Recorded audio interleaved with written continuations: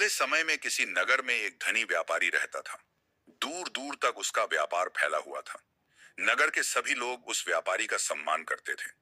इतना सब कुछ से संपन्न होने के बाद भी वह व्यापारी बहुत दुखी था, क्योंकि उसका कोई पुत्र नहीं था, जिस कारण अपने मृत्यु के पश्चात व्यापार के उत्तराधिकारी की चिंता उसे हमेशा सताती रहती थी।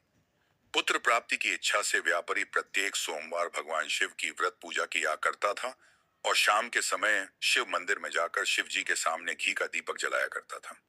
उसकी भक्ति देखकर मां पार्वती प्रसन्न हो गई और भगवान शिव से उस व्यापारी की मनोकामना पूर्ण करने का निवेदन किया। भगवान शिव बोले, इस संसार में सबको उसके कर्म के अनुसार फल की प्राप्ति होती है। जो प्राणी जैसा कर्म करते हैं उन्हें वैसा ही फल प्राप्त होता है। शिवजी द्वारा समझाने के बावजूद मां पार्वती नहीं मानी और उस व्यापारी की मनोकामना पूर्ति हेतु वे शिवजी से बार बार अनुरोध करती रही। अंततः माता के आग्रह को देखकर भगवान भोलेनाथ को उस व्यापारी को पुत्र प्राप्ति का वरदान देना पड़ा। वरदान देने के पश्चात भोलेनाथ मां पार्वती से बोले, आपके आग्रह पर मैंने पुत्र प्राप्ति का वरदान तो दे दिया, परंतु इसका यह पुत्र 16 वर्ष से अधिक समय तक जीवित नहीं रहेगा। उसी रात भगवान शिव उस व्यापारी के स्वप्न में आए और उसे पुत्र प्राप्ति का वरदान दिया और उसके पुत्र के 16 वर्ष तक जीवित रहने की भी बात बताई। भगवान के वरदान से व्यापारी को खुशी तो हुई, लेकिन पुत्र की अल्पायु की चिंता ने उस खुशी को नष्ट कर दिया। व्यापारी पहले की तरह सोमवार के दिन भगवान शिव का विधिवत व्रत करता रहा। कुछ महीनों के बाद उसके घर अति सुंदर बालक जन्म लिया। घर में खुशियां भर गई। बहुत धूमधाम से पुत्र जन्म का समारोह मनाया गया, परंतु व्यापारी को पुत्र जन्म की अधिक खुशी नहीं हुई, क्योंकि उसे पुत्र की अल्पायु के रहस्य का पता था। जब पुत्र 12 वर्ष का हुआ तो व्यापारी ने उसे उसके मामा के साथ पढ़ने के लिए वाराणसी भेज दिया। लड़का अपने मामा के साथ शिक्षा प्राप्ति हेतु चल दिया। रास्ते में जहां भी मामा भांजा विश्राम हेतु रुकते, वहीं यज्ञ करते और ब्राह्मणों को भोजन कराते।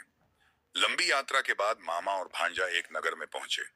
उस दिन नगर के राजा की कन्या का विवाह था, जिस कारण पूरे नगर को सजाया गया था। निश्चित समय पर बारात आ गई, लेकिन वर का पिता अपने बेटे के एक आंख से काने होने के कारण बहुत चिंतित था। उसे भय था कि इस बात का पता चलने पर कहीं राजा विवाह से इनकार न कर दे। इससे उसकी बदनामी भी होगी। जब वर के पिता ने व्यापारी के पुत्र को देखा तो उसके मस्तिष्क में एक विचार आया। उसने सोचा, क्यों न इस लद्दहके को दूल्हा बनाकर राजकुमारी से विवाह करा दूं। विवाह के बाद इसको धन देकर विदा कर दूंगा और राजकुमारी को अपने नगर ले जाऊंगा। वर के पिता ने लद्दहके के मामा से इस संबंध में बात की। मामा ने धन मिलने के लालच में वर के पिता की बात स्वीकार कर ली। लद्दहके को दूल्हे का वस्त्र पहनाकर राजकुमारी से विवाह कर दिया गया। राजा ने बहुत सारा धन देकर राजकुमारी को विदा किया। शादी के बाद लड़का जब राजकुमारी से साथ लौट रहा था तो वह सच नहीं छिपा सका और उसने राजकुमारी के ओढ़नी पर लिख दिया, राजकुमारी, तुम्हारा विवाह मेरे साथ हुआ था। मैं तो वाराणसी रहने के लिए जा रहा हूँ और अब तुम्हें जिस नवयुवक की पत्नी बनना पड़ेगा वह काना है। जब राजकुमारी ने अपनी ओढ़नी पर लिखा हुआ पढ़ा तो उसने काने लद्दहके के साथ जाने से इनकार कर दिया। राजा सब बातें बाउकाई जानकर राजकुमारी को महल में रख लिया। उधर लड़का अपने मामा के साथ वाराणसी पहुंच गया और गुरुकुल में पढ़ना शुरू कर दिया। जब उसकी आयु 16 वर्ष की हुई तो उसने यज्ञ किया। यज्ञ के समाप्ति पर ब्राह्मणों को भोजन कराया और खूब अन्न वस्त्र दान किए। रात को वह अपने शयन कक्ष में सो गया। शिव के वरदान के अनुसार शयनावस्था में ही उसके प्राण पखेरु उद्ध गए। सूर्योदय पर मामा मृत भांजे को देखकर रोने पीटने लगा। आसपास के लोग भी एकत्र होकर दुख प्रकट करने लगे। लद्दहके के मामा के रोने विलाप करने के स्वर समीप से गुजरते हुए भगवान शिव और माता पार्वती भी सुने। पार्वती ने भगवान से कहा, प्राणनाथ, मुझे इसके रोने के स्वर सहन नहीं हो रहे। आप इस व्यक्ति के कष्ट को अवश्य दूर करें।